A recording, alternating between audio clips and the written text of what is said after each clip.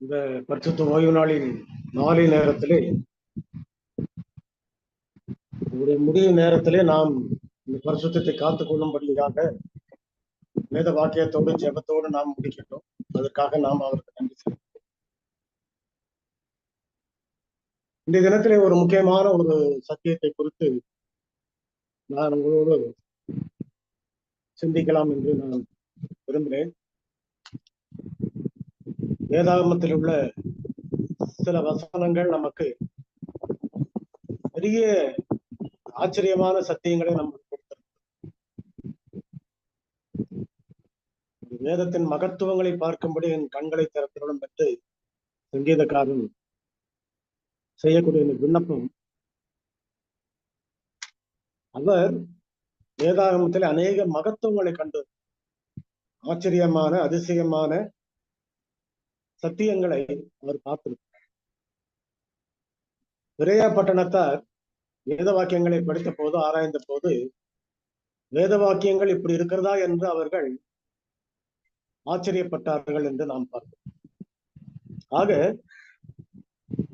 வேதாகமத்தில் இருந்து நமக்கு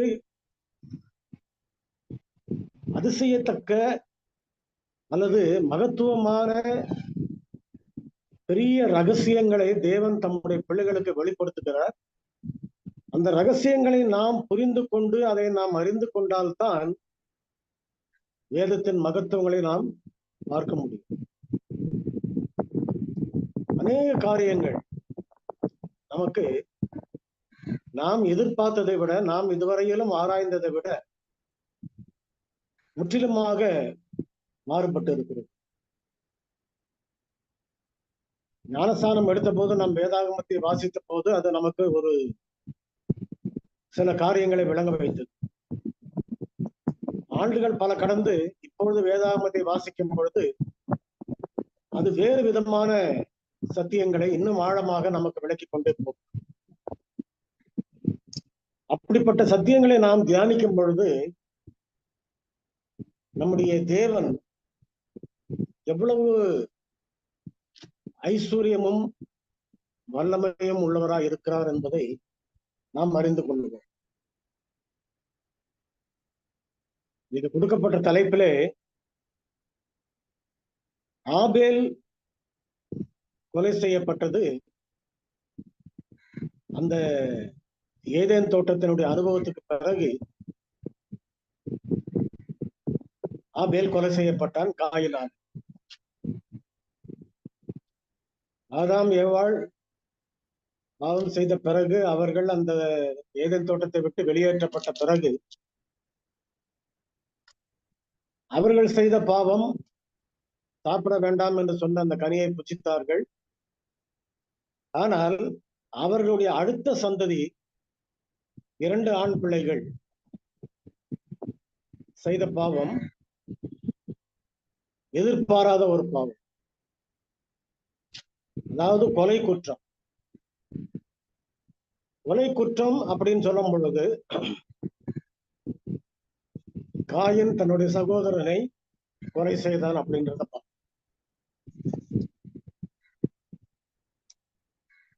இப்போ நம்முடைய நாட்களிலே நம்மை பார்த்து ஆண்டவராய் இயேசு கிறிஸ்து நாம் எந்த பாவமும் செய்யாமல் இருக்கும் பொழுது, எந்த குற்றமும் செய்யாமல் இருக்கும் பொழுது இருக்கிற அக்கிரமங்களுக்கும் பாவங்களுக்கும் நீதான் காரணம் என்று சொன்னால் நாம் அவரிடத்தில் கட்டாயமாக அது எப்படி ஆண்டவரே என்று நாம் கேட்போம். இன்னொரு வகையிலே சொல்ல போனால், முதலாம் உலக யுத்தம் நடந்து முடிந்து ஆண்டுகள் பல கடந்து விட்டது.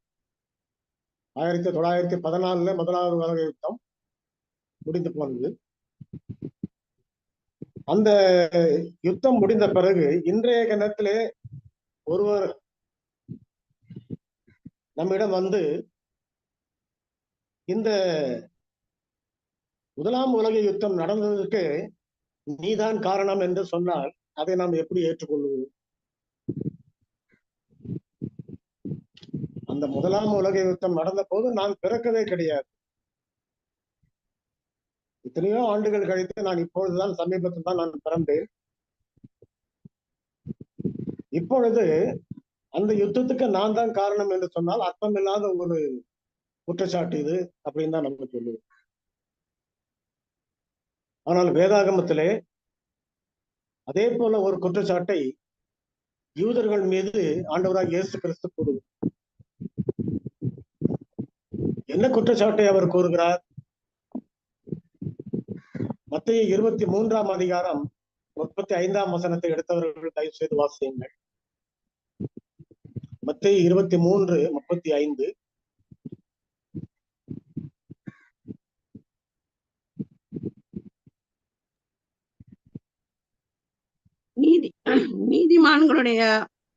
நீதிமானாகிய ஆபேல் ரத்தம் முதல் தேவாலயத்துக்கும் பலிபீடத்துக்கும் நடுவே நீங்கள் கொலை செய்த பராக்கியாவின் குமாரனாகிய சகரியாவின் ரத்தம் வரைக்கும் பூமியின் மேல் சிந்தப்பட்ட நீதிமான்களின் இரத்தப்படியெல்லாம் உங்கள் மேல் வரும்படியாக இப்படி செய்வீர்கள்.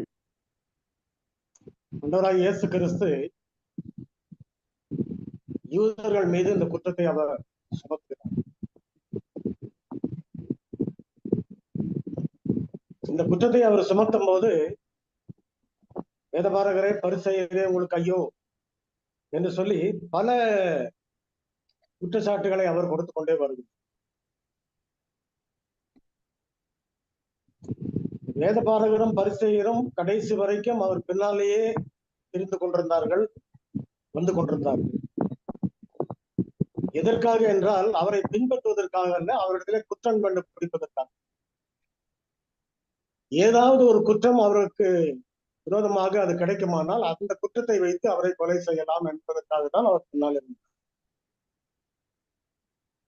அப்படி அவரை பின்பற்றிக் கொண்டிருந்த நேரத்திலே அவர்களுக்கு இந்த நேரத்திலே அவர்களை கிறிஸ்து என்ன சொல்லுகிறார்? மாயக்காரராகிய வேதபாரகரே உங்களுக்கு ஐயோ, நீங்கள் வெத்தயத்திலும் முற்றாளங்க சீரகத்திலும் தசமபாகம் செலுத்தி நியாயப்பிரமாணத்தில் சொல்லப்பட்ட விசேஷத்தவர்களாகிய அன்பையும் இரக்கத்தையும் விட்டு விட்டீர்கள்.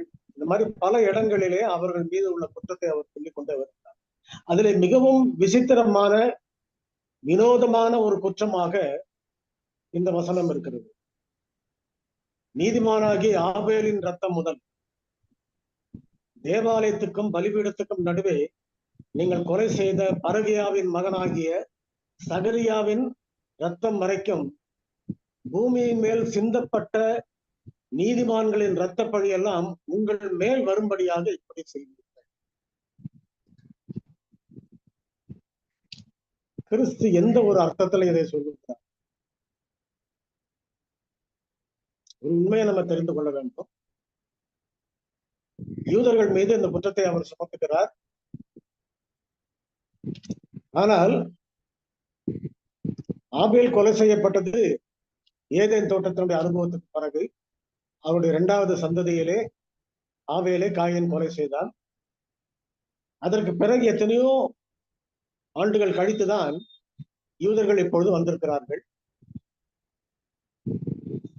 ஆனால் யூதர்கள் இப்பொழுது வந்த பிறகு எத்தனையோ ஆண்டுகளுக்கு முன்பாக கொலை செய்யப்பட்ட ஆபேலினுடைய இரத்தப்பழி, அந்த குற்றம் ஏன் யூதர்கள் மீது சுமத்தப்படுது? அதற்கு அடுத்தபடியாக நாம் பார்க்கும் பொழுது, நீங்கள் கொலை செய்த பரகியாவின் மகனாகிய சகரியாவின் ரத்தம் வரைக்கும் எந்த இடத்துல வைத்து கொலை செய்தார்கள் அவர்கள்? அந்த சகரியாவை அவர்கள் கொலை செய்தது பலிபீடத்துக்கும் தேவாலயத்துக்கும் நடுவே.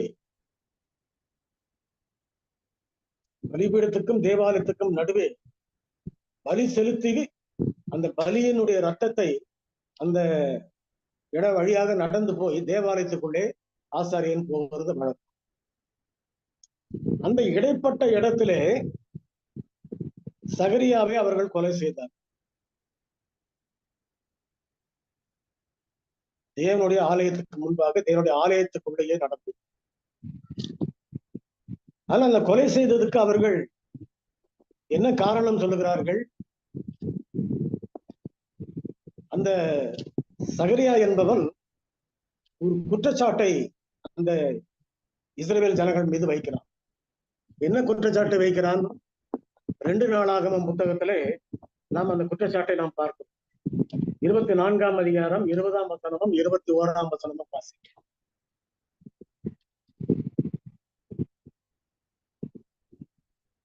2 நாளாகமம் 24, 20, 21.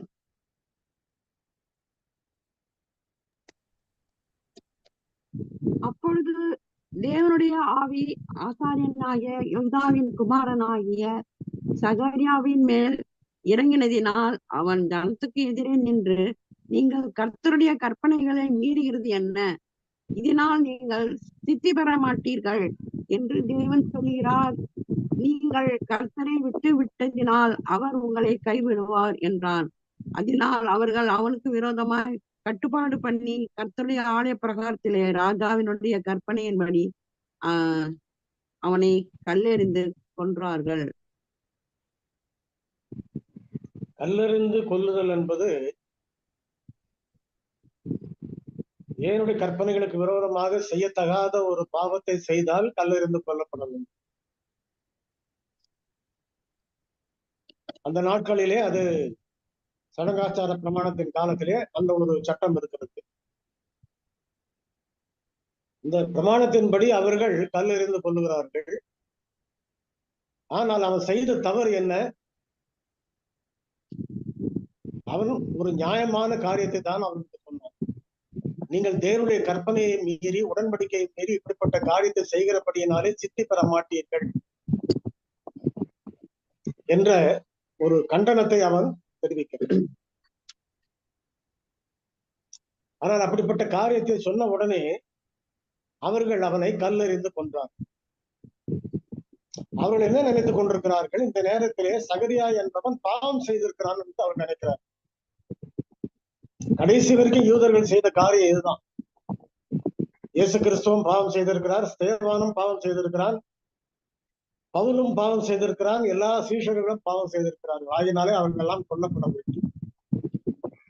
அவர்கள் எல்லாருமே கல்லெறிந்து கொல்லப்பட வேண்டிய அப்படின்றதுதான் அவர்களுடைய குற்றச்சாட்டு. ஆகினாலே நம்ம என்ன பார்க்கிறோம்? இங்கே சகரியாவை அவர்கள் கொலை செய்தது ஏறக்குறைய யூதர்களுக்கு முன்பாக 800 வருடங்களுக்கு முன்பாக நடந்த ஒரு சம்பவம். 800 வருடங்களுக்கு முன்பாக நடந்த ஒரு சம்பவத்தினுடைய குற்றம், பழி இப்பொழுது கிறிஸ்துவானவர் யூதர்களை பார்த்து கூறுகிறார், ஆபேலுடைய ரத்தம்,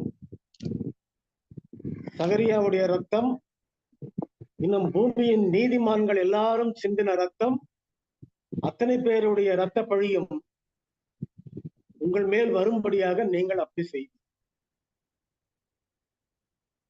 என்ன இதுல ஒரு பெரிய ரகசியத்தை நம்ம காண்டவர் ஆபேலை காயன் கொலை செய்தான்.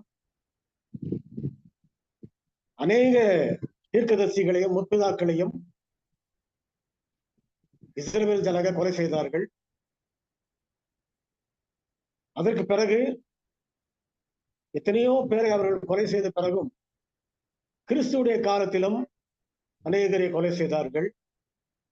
கடைசியாக இயேசு கிறிஸ்துவையும் கொலை செய்தார்கள்.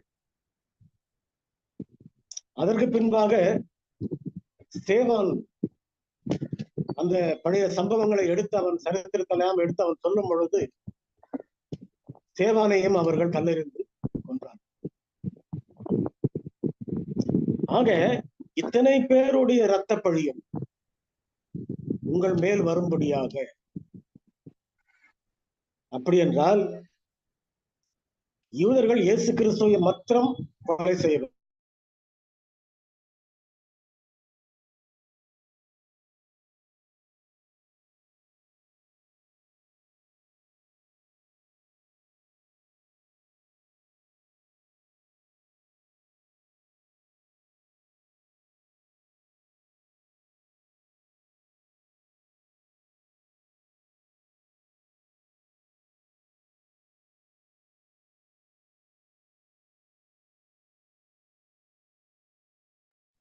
நெட்வொர்க் இஷ்யூ, நம்ம நேரம் வெயிட் பண்ணுவோம்.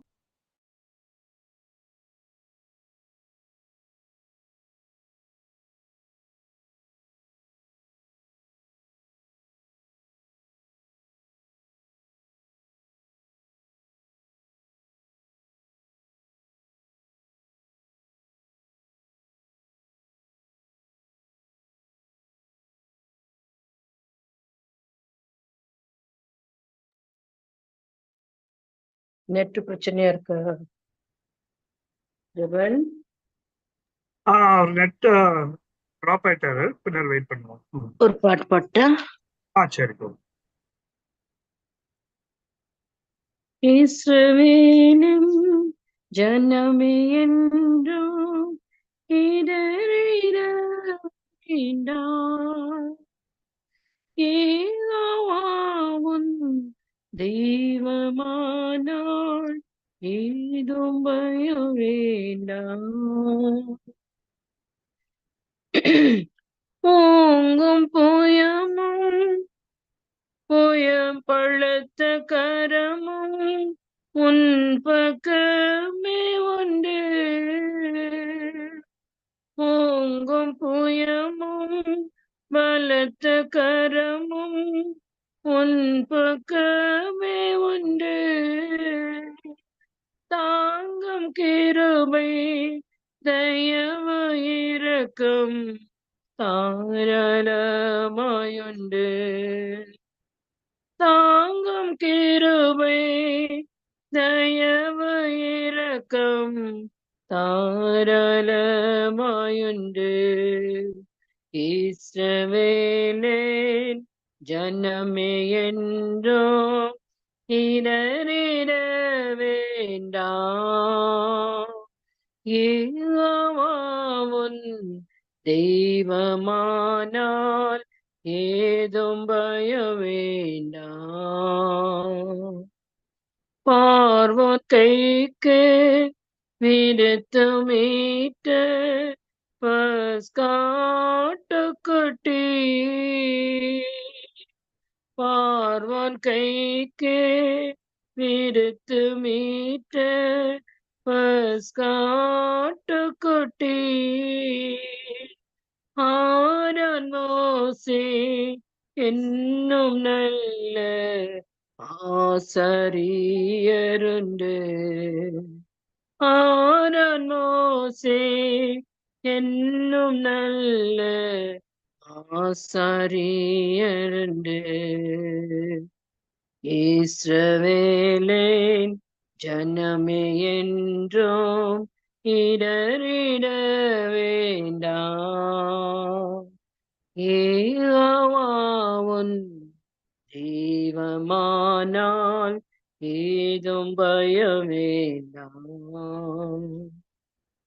செங்கடலில் வழித்திறந்த சீயோன் நாயகனே, செங்கடலில் வழித்திறந்த சீயோன் நாயகனே, பங்கமின்றி பாலைவனத்தில் பராமரித்தாரே, பங்கமின்றி பாலைவனத்தில் பராமரித்தாரே. இஸ்ரவேலின் ஜனமே என்றும் இடறிட வேண்டாம். யெகோவாவும் தெய்வமானால் ஏதும் பயம் வேண்டாம். பயப்படாதே சிறுமந்தையே, பாரவர் உண்மை பண். பயப்படாதே சிறுமந்தையே, பாரவர் உண்மை பெண். தயங்காதே மனம் கலங்காதே, உன் தேவன் தினம் காப்பான். தயங்காதே மனம் கலங்காதே, உன் தேவன் தினம் காப்பார். இஸ்ரவேலின் ஜனமே என்றும் இடறிட வேண்டாம். யெகோவா உன் தெய்வமானான், ஏதும் பய வேண்டாம். Amen. Amen. Thank you sister. Elder இருக்கிறீங்களா?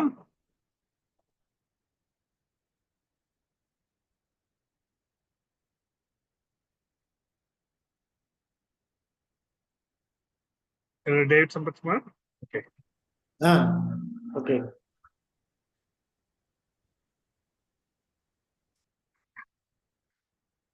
மன்னிக்கவும், கொஞ்ச நேரம் அந்த நெட்வொர்க் கொஞ்சம் இதுவாயிடுச்சு.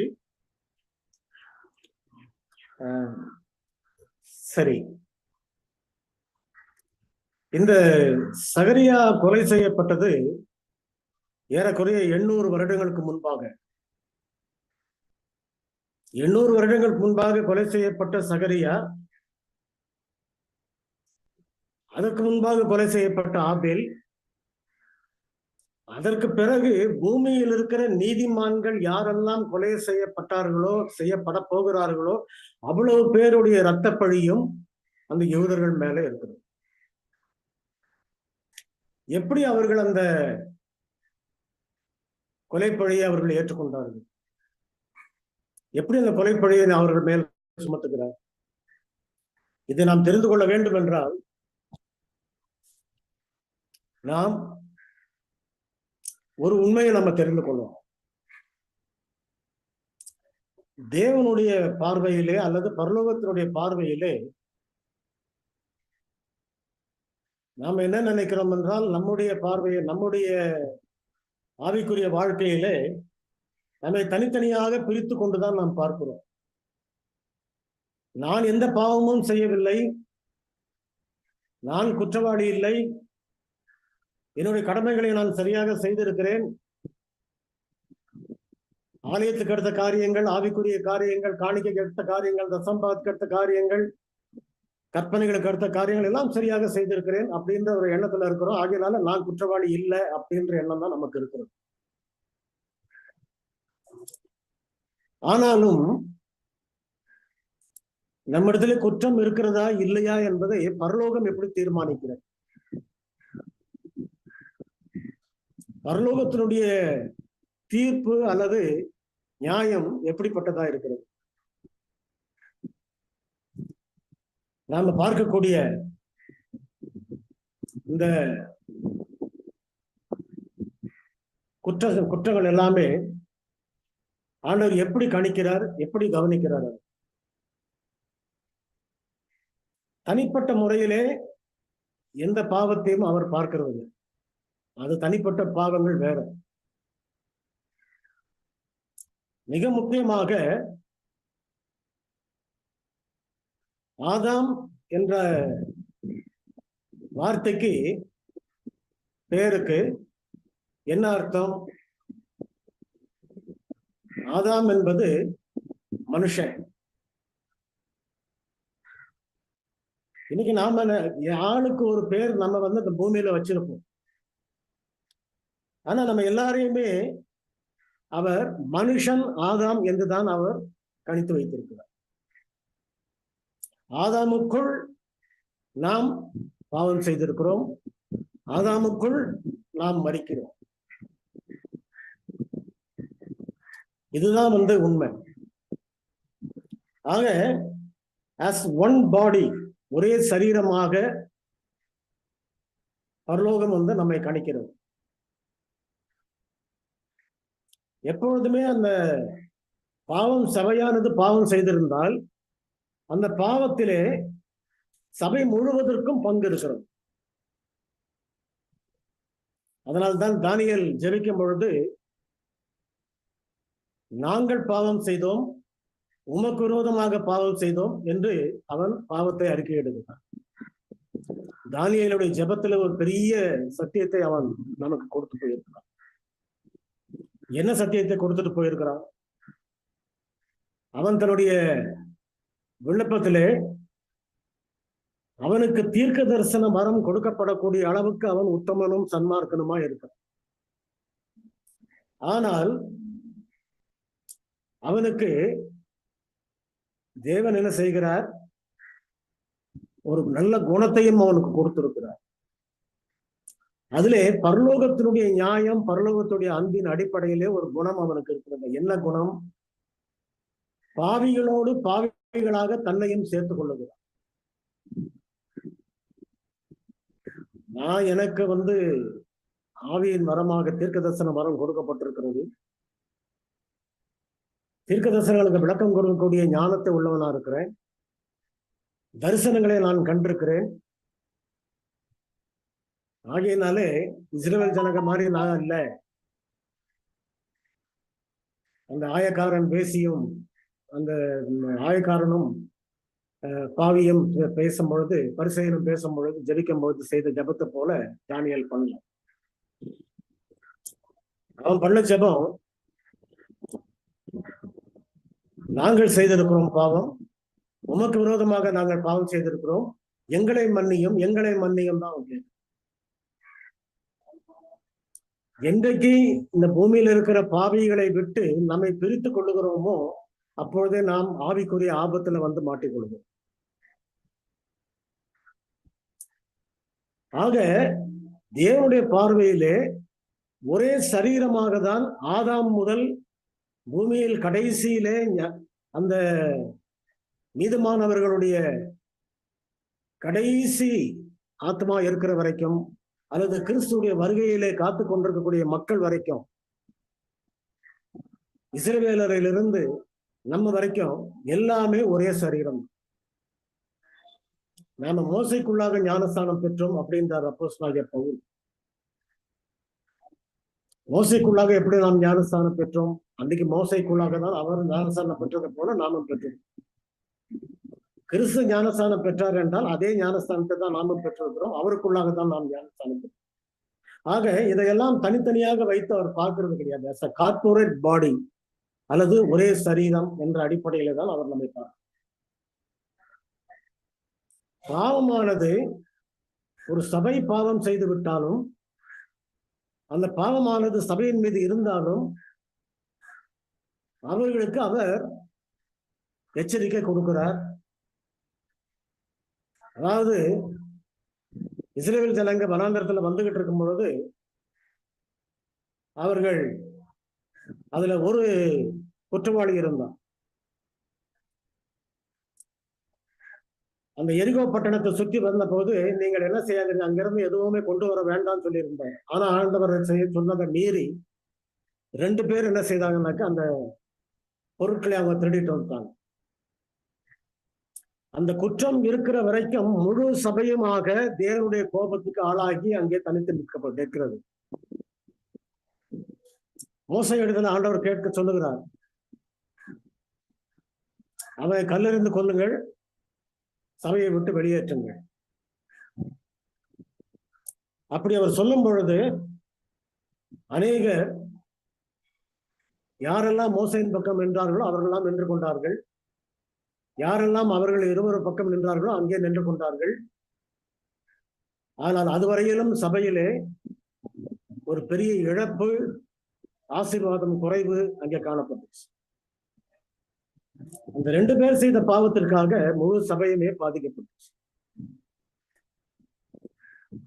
ஆகையினாலே ரட்சிப்பு என்பது நான் மட்டும் உண்மையா இருந்துட்டாக்க ரட்சிக்கப்பட போறதில்லை. ரட்சிப்பு என்பது மோசையை பார்த்து ஆண்டவர் சொல்லுகிறார். அந்த மோசே எப்படிப்பட்ட ரட்சிப்பை அவன் பெற்றுக்கொண்டான், எப்படிப்பட்ட குணத்தை உடையவனா இருந்தான்? இந்த ஜனங்களின் பாவங்களை நீர் மன்னியும், மன்னிக்காவிட்டால் என்னுடைய பெயரை ஜீவ புஸ்தகத்திலிருந்து கெடுக்கி போடும். அடுத்தவர்களுக்காக செய்யக்கூடிய பாவம், அடுத்தவர்களுக்காக செய்யக்கூடிய தியாகம் எந்த அளவுக்கு நம்மிடத்திலே அந்த பரலோகத்தின் அளவுக்கு சமமாக இருக்கிறதோ அதை பொறுத்துதான் அவர் நம்மை நீதிமானாக தீர்க்கிறார். மற்றபடி நாம் செய்கிற கிரியைகளினாலோ நம்முடைய ஓய்வு நாள் ஆசரிப்பினாலோ நம்முடைய மற்ற காரியங்களினாலோ நம்முடைய சடங்காச்சாரங்களினாலோ எதனாலும் அவர் நம்மை நீதிமானாக தீர்க்கிறார். உத்தமன் நீதிமான் என்று சொல்லும் பொழுது யோபுக்கு கூட கடைசி நேரத்திலே அவன் தன் சகோதரர்களுக்காக அவன் ஜெபம் பண்ண ஆரம்பித்த பிறகுதான் அவனுடைய கஷ்டங்கள் விடுதலைக்கு வந்தது. அப்போ வேதாந்தத்துல மிக முக்கியமான ஒரு காரியம் என்னவென்றால், அடுத்தவர்களுடைய நம் சகோதரர்களுடைய நம்முடைய உடன் சகோதரர்களுடைய ரட்சிப்புக்காக நாம் ஜீவனையும் கொடுப்பது, அதுதான் பரலோகத்தில் இருக்கக்கூடிய ஒரு குணம். ஆக என்ன பார்க்கிறோம்? இதன் அடிப்படையிலே தான் யூதர்கள் கொலை செய்ததாக குற்றம் சாட்டுகிறார். ஆபேலை கொலை செய்தான் காயின். அதற்கு அடுத்தபடியாக சகரியாவை இஸ்ரவேல் ஜனங்க கொலை செய்தார்கள். இதிலே நாம் என்ன தெரிந்து கொள்கிறோம்? ஆதாம் பாவம்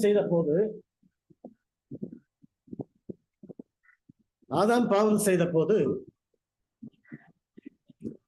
அந்த பாவம் ஆதாமுக்குள்ளாக பரம்பரையாக ஒரு மனுஷரிடத்திலும் பின் சந்ததியார் இடத்திலே காணப்படுகிறது. ஆதாமுடைய குணம், ஆதாமுடைய பாவம் எல்லாருக்குள்ளும் வருகிறது. அது எப்படி? அது அந்த வித்து மாறி போச்சு. தேவனுடைய வித்தா இருந்தது மனுஷிக்கு வித்தாக மாறி, மாம்ச பிரகாரமான வித்தாக மாறி, அந்த பாவம் ஆதாமுக்கு ஏற்பட்ட பிறகு அவனுடைய வழியிலே நாம் எல்லாருமே பாவிகளா இருக்கோம். அவனுக்குள்ளே நாம் மறிக்கிறோம்.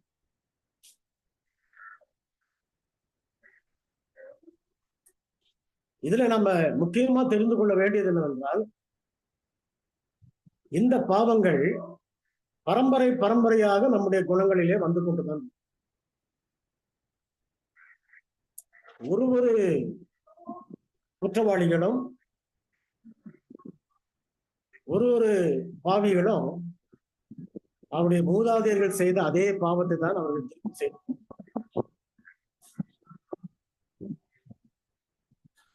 ஆதாம் ஏவாள் எப்படி நாங்கள் குற்றம் செய்யவில்லை, நாங்கள் பாவம் செய்யவில்லை, நீர் உண்டாக்கின மனுஷி சாப்பிட சொன்னாள், நீர் உண்டாக்கின சர்ப்பம் தான் சாப்பிட சொன்னது அப்படின்னு சொன்னார்களோ, அதே போல பழியை குற்றத்தை நாம் தேவன் மீது போட்டுவிட்டு நாமும் அந்த பாவத்தை நம்ம இடத்துல ஏற்றுக்கொள்வதற்கு நம்ம ஆயத்தமாக இல்லை. ஆக இந்த குற்றச்சாட்டுகள் ஆதி முதல் இருந்து கொண்டுதான் இருக்கிறது. இந்த பாவங்கள் பரம்பரையாக நம்ம இடத்திலும் காணப்படும். இன்றைக்கும் மனுஷருக்கு கூடுமான வரைக்கும் தன்னுடைய நான் பாவம் செய்யவில்லை என்று அந்த பாவத்தை மூடுவதற்கு அவன் படுகிற பிரயாசம் இருக்கிறது. அது மிகப்பெரிய பிரயாசம். நீதிமன்றங்களிலே போய் தான் தப்பு செய்யவில்லை என்பதை நிரூபிப்பதற்கு அதிகமான பணத்தை கொடுத்து வைத்திருக்கிற வக்கீல்கள் எல்லாம் நிறைய பேர் இருக்கிறார். ஆக என்ன நாம் தெரிந்து கொள்கிறோம்? பரம்பரையாக இந்த குணங்கள் வந்து கொண்டே இருக்கிறது. இதுல இடையிலே யார் விசுவாசித்து கிறிஸ்துவை ஏற்றுக்கொண்டு அதனாலே மனம் திரும்பி தங்கள் பாவங்களை அறிக்கையிட்டு அந்த பாவங்களை விட்டுவிட்டிருக்கிறார்களோ அவர்கள் மீது அந்த இரத்தப்பழி சுமரல. ஆனால் அந்த இரத்தப்பழி யார் மீது சுமருகிறது? கடைசி வரையிலும் கிறிஸ்துவை ஏற்றுக்கொள்ளாதபடிக்கு அவரை மறுதலித்து, அவரை புறக்கணித்து, அவரை பரியாசம் பண்ணி, அவரை சிலுவையில் அறைந்த அந்த குற்றவாளிகள் மீது மட்டும்தான் அந்த பழி சுமந்திருக்கிறது. ஆக அன்னைக்கு காயின் எந்த ஒரு பாவத்தை செய்தானோ அதே பாவத்தை தான் சகரியாவை கொல்லும் போது இஸ்ரவேல் மக்கள் செய்தார்கள் ஆலயத்தில். அதே பாவத்தை தான் கிறிஸ்துவை கொல்லும் போதும் செய்தார்கள். அதே பாவத்தை தான் ஸ்தேவானை கொல்லும் போதும் செய்தார். ஆக நம்ம என்ன தெரிந்து கொள்கிறோம்? இதுல இருந்து எந்த விதமான மாற்றமும் கிடையாது. இவர்கள் அத்தனை பேருக்குமே ஒரே விதமான ஆவி, ஒரே விதமான குணம். இந்த குணம் மேல இருந்து கீழ் வழியாக அப்படியே பரம்பரையாக வந்து கொண்டே இருக்கும். யார் இதை மனம் திரும்பி அந்த பாவத்தை அறிக்கையிட்டு விட்டு விட்டார்களோ அவரிடத்துல இந்த குணம் காணப்படும். அவர்கள் கிறிஸ்துவை சிலுவையில் அறைவதற்கு அவர்கள் ஒப்பு கொடுக்கல.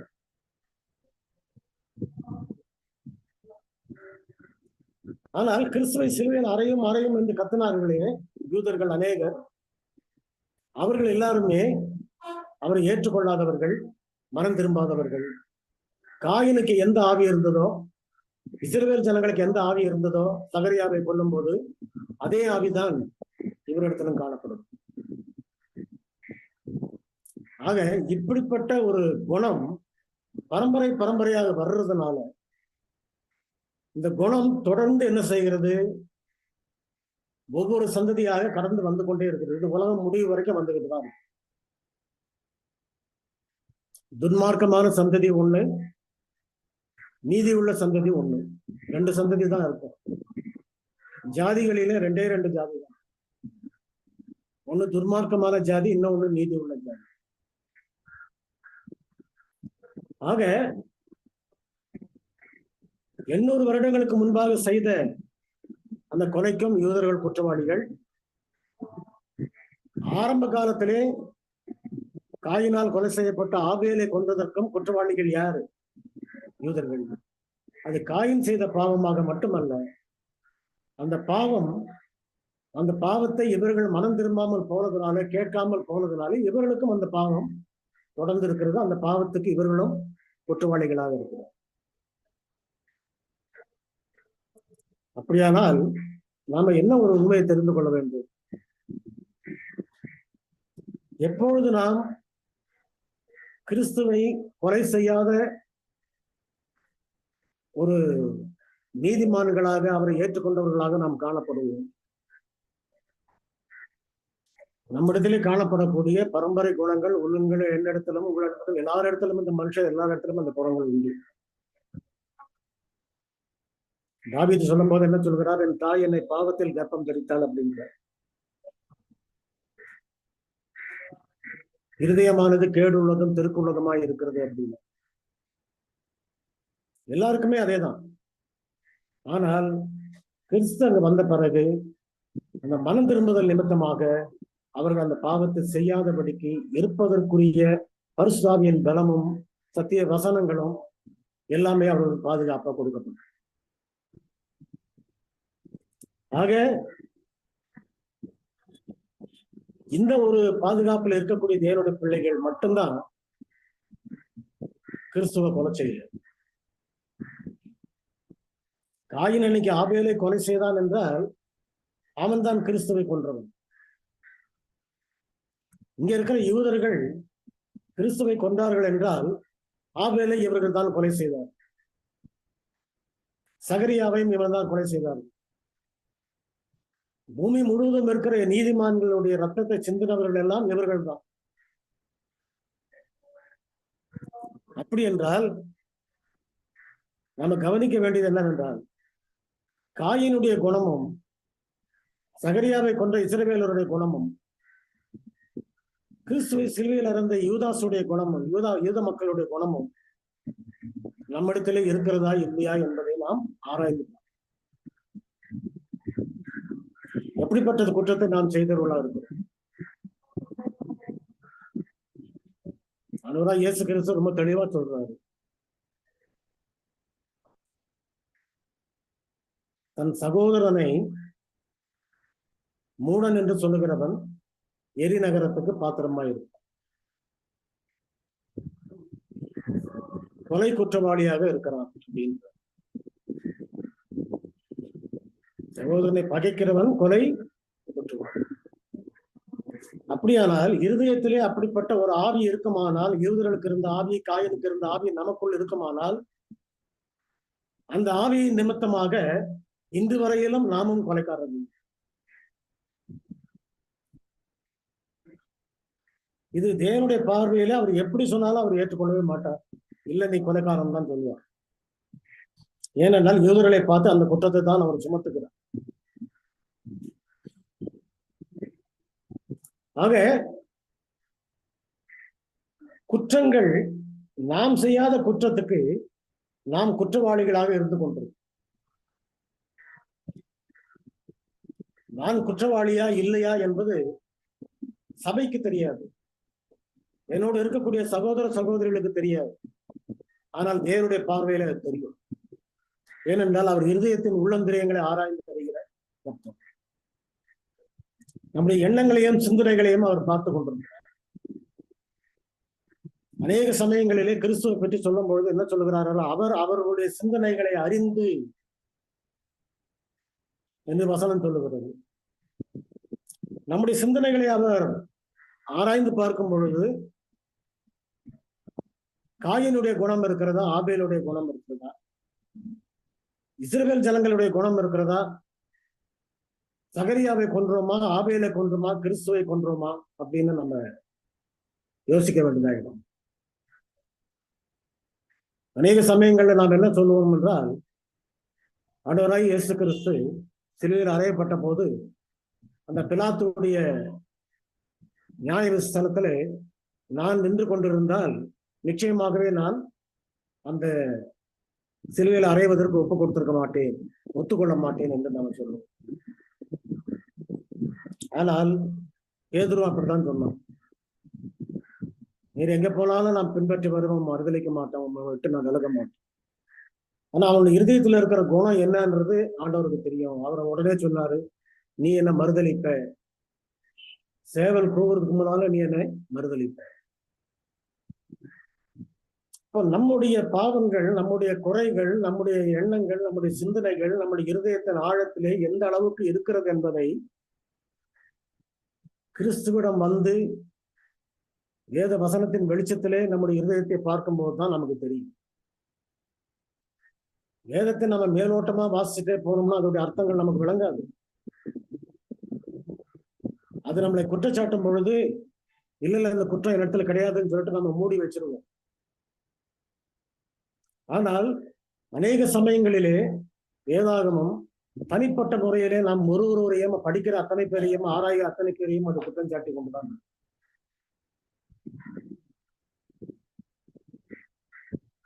ஆக யூதர்கள் அந்த காரியத்தை அவர்கள் செய்தார்கள் என்றால் அந்த காயினுடைய அதே கொலை செய்யக்கூடிய ஒரே ஆவி, அந்த ஆவி அவர்களுக்குள் இருந்ததுனாலதான் அவர்கள் இயேசு கிறிஸ்துவை கொலை செய்தார். ஒருவேளை அவர்கள் கிறிஸ்துவை ஏற்றுக்கொண்டிருப்பார்களானால் அப்படி அவர்கள் கொலை செய்வதற்கு ஒத்துக்கொண்டிருக்க மாட்டார். ஆனால் அவருடைய கடின இருதயம், அவர்கள் கொலை செய்யும் போது கூட என்ன நினைக்கிறார்கள்? நாம சட்ட பிரகாரம், சத்தியத்தின் பிரகாரம், வசனத்தின் பிரகாரம், மோசையினுடைய நியாயப்பிரமாணத்தின் பிரகாரம் செய்து கொண்டிருக்கிறோம், நிச்சயமாகவே நமக்கு பரலோக ராஜ்யம் உண்டு என்று அவர்கள். இன்னைக்கு நம்முடைய காரியங்கள் கூட அப்படித்தான் இருக்கு. எல்லாமே சரியாக இருக்கிறது. 7ஆம் நாள் ஓய்வு நாளை ஆசரிக்கிறோம், 10ல் ஒரு தசம பாகத்தை கொடுக்கிறோம், ஓய்வு நாளிலே ஆலயத்துக்கு வருகிறோம், அதற்காக நாம் வேலை செய்ய இடங்களிலே வேறுவரை பெற்றுக் கொண்டு வந்திருக்கிறோம். இப்படி பல சத்தியங்களை தியானிக்கிறோம், ஆராய்ச்சி செய்கிறோம், வேத வசனங்களை படிக்கிறோம், தீர்க்க தரிசனங்களை படிக்கிறோம், தீர்க்க தரிசன விளக்கங்களை நாம் பார்க்கிறோம். மலைகளை பெயர்க்கத்தக்கதான விசுவாசம் நம்மிடத்தில் இருக்கிறது, எல்லாமே இருக்கிறது. ஆனால் அன்பு எனக்கு இராவிட்டால் ஒன்றுமில்லை. ஆக நம்முடைய குணத்திலே கொஞ்சமாகிலும் அந்த குற்றம் இருக்குமானால் நாம் யூதர்களோடு சேர்ந்தவர்களாக தான் காணும். இதற்கு சபை போதகரோ அல்லது இது போன்ற பிரசங்கங்களோ வந்து நம்மை மாற்ற வேண்டிய அவசியம் இல்லை. நாம செய்ய வேண்டிய காரியம் தனிப்பட்ட முறையிலே வேதாகமம் நம்மை குற்றப்படுத்த முடியாத நாம் வாசித்து நம்முடைய குற்றங்களை உணர்ந்து அவரிடத்திலே அறிக்கை எடுக்கிறது மட்டும் இல்லாதபடி நம்முடைய பாவ அறிக்கையிலும் நம்முடைய மனசாட்சியிலும் எப்படிப்பட்ட மாற்றங்கள் ஏற்பட வேண்டும் என்பதுதான் முக்கியம். அதிலே தானியேலுடைய ஜெபம் இடம்பெற வேண்டும், எஸ்ராவுடைய ஜெபம் இடம்பெற வேண்டும், யோசியா ராஜாவுடைய ஜெபம் இடம்பெற வேண்டும். இவர்கள் அத்தனை பேருமே ஜெபிக்கும் போது எங்கள் பிதாக்கள் பாவம் செய்தார்கள், எங்கள் பிதாக்கள் பாவம் செய்தார்கள், எங்கள் பிதாக்கள் பாவம் செய்தார்கள். பிதாக்களுடைய பாவத்திற்காக இப்போது அவங்க பாவ அறிக்கை செய்கிறார். பிதாக்களுடைய பாவத்திற்காக அவர்கள் இப்பொழுது பாவ அறிக்கை செய்கிறார்கள். இந்த பாவ அறிக்கையினாலே அவர்களை ஆண்டவர் மன்னிக்கிறார். எப்படிப்பட்ட மன்னிப்பை அவர் கொடுக்கிறார்? நீங்கள் படிக்கும் பொழுது வேதாந்தத்திலே நாம புரிந்து கொள்ள வேண்டிய இடம் லேவியராகமம் 26ஆம் அதிகாரம் 40ஆம் வசனம்.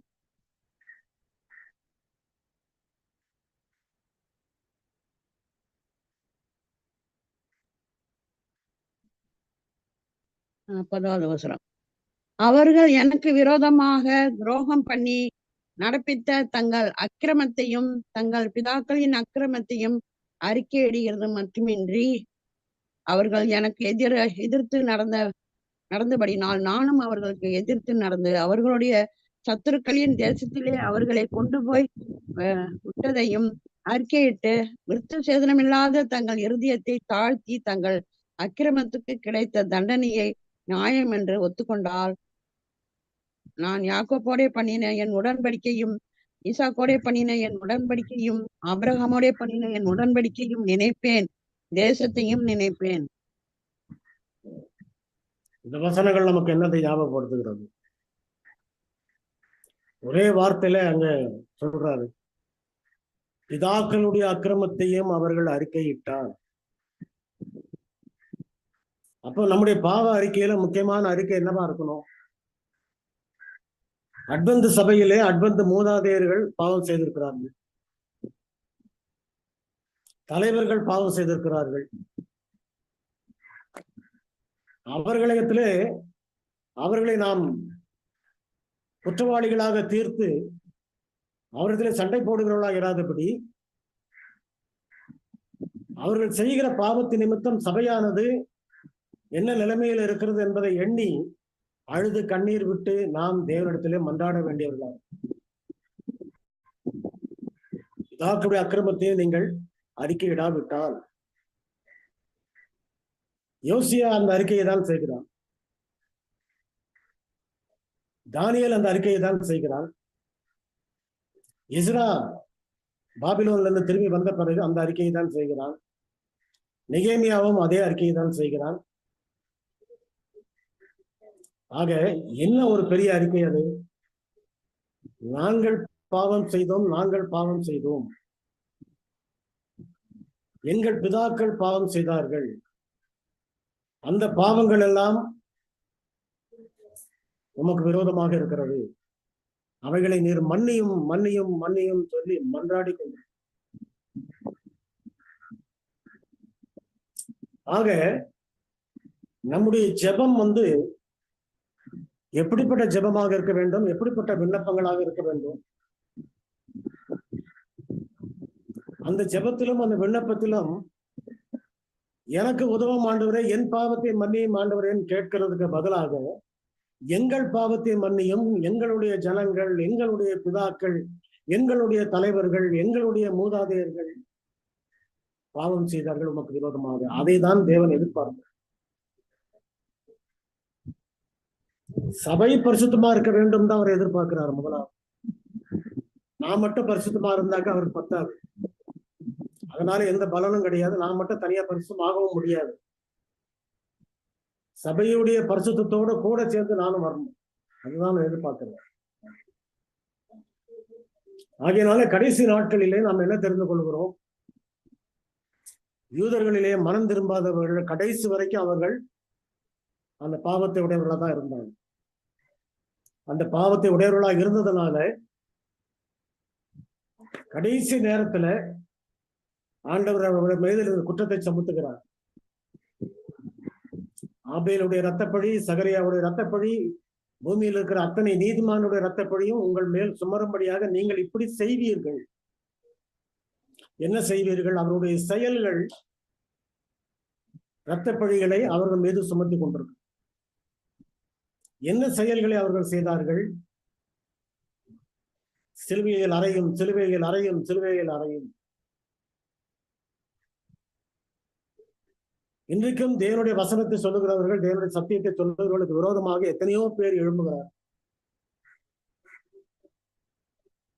அந்த பிரசங்கியார் பேசக்கூடாது, இந்த போதகர் பேசக்கூடாது, இந்த ஊழியர் இங்க வரக்கூடாது என்று சொல்லக்கூடியவர்கள் எவ்வளவு பேர் இருக்கிறார். இதெல்லாமே தேவனுக்கு பிரியமில்லாத காரியம். எல்லாவற்றையும் தூக்கி நாம் தூரம் போடணும். பகைகள், விரோதங்கள் எல்லாவற்றையும் தூக்கி தூரம் போடணும். ஆக இயேசு கிறிஸ்துவை கொலை செய்யும் போது என்ன ஒரு ஆவி காணப்பட்டதோ அதே ஆவிதான் ஸ்தேவானை கொலை செய்யும் போது. ஸ்தேவானை கொலை செய்யும் போது அவர்களிடத்துல என்ன ஆவி காணப்பட்டது? ஆபேலை என்ன ஆவியோட கொலை செய்தானோ காயின், அல்லது சகரியாவை எந்த ஆவியோட இஸ்ரவேல் மக்கள் கொன்றார்களோ, அல்லது கிறிஸ்துவ யூதர்கள் எந்த ஆவியோடு கொன்றார்களோ அதே ஆவிதான் ஸ்தேவானை கொலை செய்யும் போதும் இருந்தது. அதே ஆவிதான் இன்றைக்கும் தேவனுடைய ஊழியர்களுக்கும் அவருடைய சத்தியத்தை சொல்லுகிறவர்களுக்கும் நீதிமான்களுக்கு விரோதமாக எழும்புகிற ஆவியாக இருக்கிறது. இது பூமியின் கடைசி மட்டும் சாத்தான் தன்னுடைய ஏஜென்ட்டுகளை அனுப்பி அப்படிதான் செய்து கொண்டிருப்பான். அதுல ஆச்சரியப்படுறதுக்கு ஒண்ணுமே இல்லை. ஆக தேவான் கடைசியிலே அந்த நேரத்திலே அவன் கல்லறையப்படுவதற்கு முன்பாக எல்லா சரித்திரத்தையும் அவன் ஆரம்பத்தில இருந்து சொல்லி கொண்டு வர, நீங்கள் தேவனுக்கு விரோதமாக செய்தீர்கள், தேவனுக்கு விரோதமாக பாவம் செய்தீர்கள், நீதிமான்களை கொன்றீர்கள், எத்தனையோ பேர் ரத்த சாட்சிகளாக உங்களாலே மரித்தார்கள் என்று எல்லா விவரத்தையும் சொன்னான். சொல்லும் பொழுது அவர்கள் கோபம் மூண்டு கற்களை எடுத்து கொண்டு வந்து அடித்தார்கள் சொல்லப்பட்ட, கல்லெறிந்து கொன்றார். அதாவது சட்டப்பிரகாரம் பாவம் செய்யறது, சட்டப்பிரகாரம் பாவம் செய்யறதுன்றது ஒரு இது இருக்கு. சில நேரத்துல பாத்தீங்கன்னு சொன்னாக்க ரோட்ல போகும் பொழுது ஒரு சிக்னல்ல வந்து டிராபிக் கண்ட்ரோல்ல நிக்க வச்சிருப்பாங்க. அதுல நிக்கிறவங்க என்ன செய்வாங்க தெரியுங்களா? இடது பக்கமாக நுழைந்து வேற பக்கம் போய் இன்னும் அடுத்த சிக்னல்ல போய் அடுத்த வழியில இருந்து அந்த திசையில இருந்து அப்படியே போகும். அதாவது சட்டப்பிரகாரம் தவறு செய்யறது. அதைதான் யூதர்கள் செய்தார்கள். மோசையினுடைய சட்டப்பிரகாரம், நியாயப்பிரமாணத்தின் பிரகாரம் அவர்கள் கல்லெறிந்து கொன்றார்கள். ஸ்தேவானை கல்லெறிந்து கொல்லும் பொழுதும் அதே ஆவிதான். ஸ்தேவானை கல்லெறிந்த பிறகு என்ன நடந்தது? யூதர்கள் தங்களுடைய முடிவை அவர்களே தீர்மானித்துக் கொண்டார். அவர்களுக்கென்று கொடுக்கப்பட்ட அந்த 430 வருடங்கள் கிபி 70 முடிஞ்சிச்சு. கிபி 70 அந்த காலங்கள் முடிந்த பிறகு எருசலேம் நகரமானது சேலைகளால் சூழப்பட்டு அது தீக்குளித்தி போடப்பட்டது. அப்பவும் இந்த யூதர் ஜனங்கள், இஸ்ரவேல் ஜனங்கள் என்ன செய்தாங்க? நாம நல்லாதான் இருக்கிறோம், ஒழுங்கா தான் இருக்கிறோம், கடவுள் நம்ம கூட இருக்கிறார் அப்படின்னு தான் நினைச்சிட்டு இருந்தாங்க.